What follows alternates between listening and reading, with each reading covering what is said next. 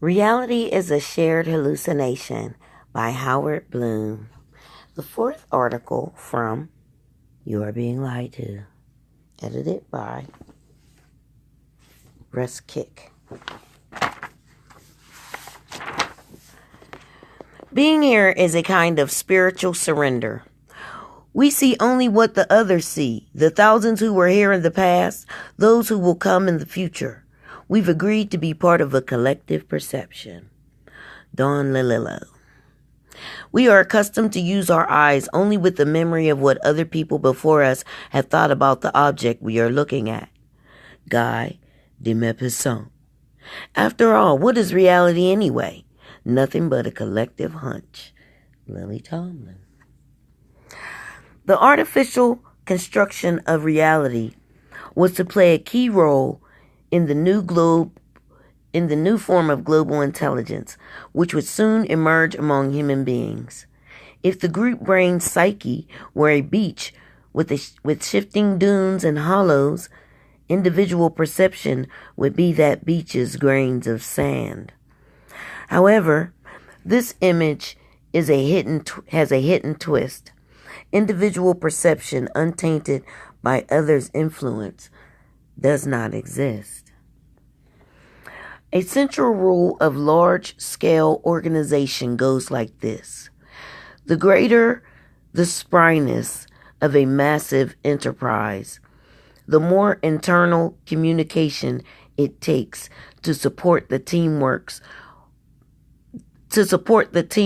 of its parts.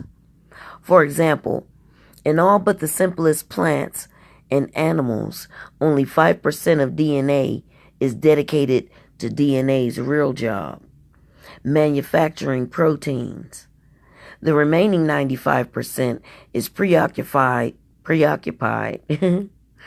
with organization and administration, supervising the maintenance of bodily procedures, or even merely interpreting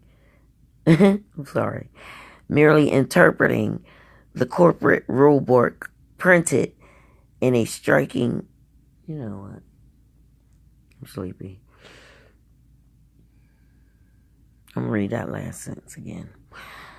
Excuse me. The remaining 95% is preoccupied with organization and administration, supervising the maintenance of bodily procedures, or even merely interpreting the corporate rule book printed in a string of genes. In an effective learning machine, the connection deep inside far outnumber windows to the outside world. Take the cerebral cortex. Roughly 80% of those of whose nerves connect with each other, not with input from the eyes or ears. The learning device called human society follows the same rules. Individuals spend most of their time communicating with each other, not exploring such ubiquitous elements of their environment as insects and weeds, which could potentially make a nourishing dish.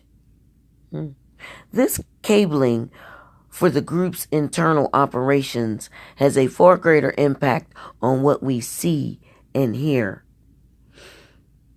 than many psychological researchers suspect. For it puts us in the hands of a conformity enforcer whose power and subtlety are almost beyond belief.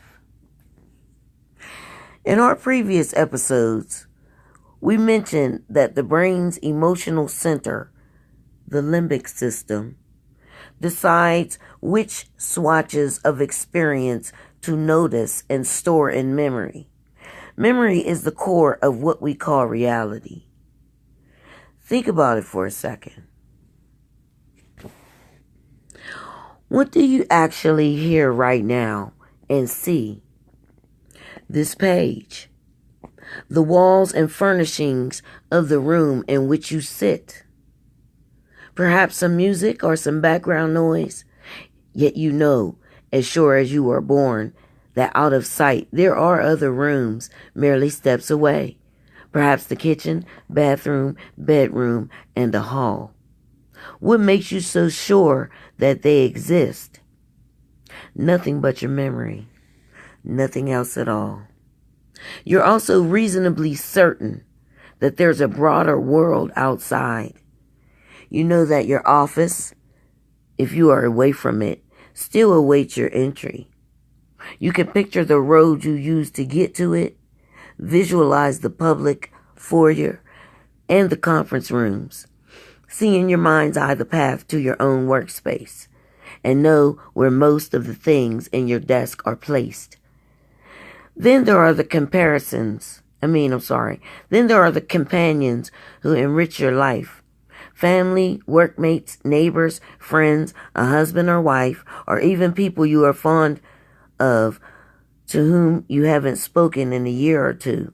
Few of whom, if any, are currently in the room with you. You also know we sit on a planet called Earth, circling an incandescent ball of sun, buried in one of many galaxies. At this instant, reading by yourself, where do the realities of galaxies and friends reside? Only in the chambers of your mind. Almost every reality you know at any given second is a mere ghost held in memory. The limbic system is memory's gatekeeper, and in a very real sense, its creator. The limbic system is also an intense monitor of others, keeping track of what will earn their praises or their blame.